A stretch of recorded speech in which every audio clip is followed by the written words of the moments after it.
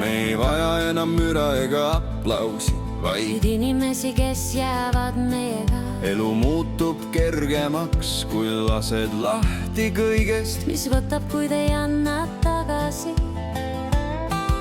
sõpru on vähem, aga nad on päris, kes ei kao, kui tuul pöördub, kes oskavad olla nii naerus kui vaikuses ja kelle kõrval aeg peatub.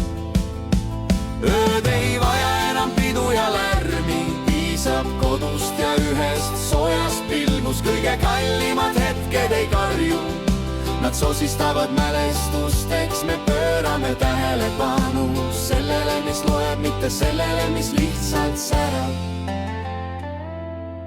vaikus, kallistused, ühine tee on rikkus, mis ajaga kasvab.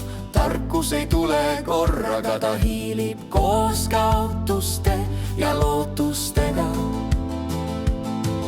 aga ühel päeval sa tead, sa oled täpselt seal, kus olema pead. ja sa valid mitte hirmust, vaid rahu nimel.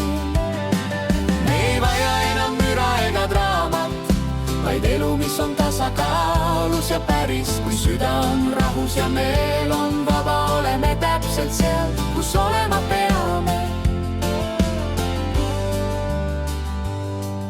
ühel hommikul mõistad nii selgelt ja vaikselt, et elu ei küsi kiirust, vaid kohalolekut.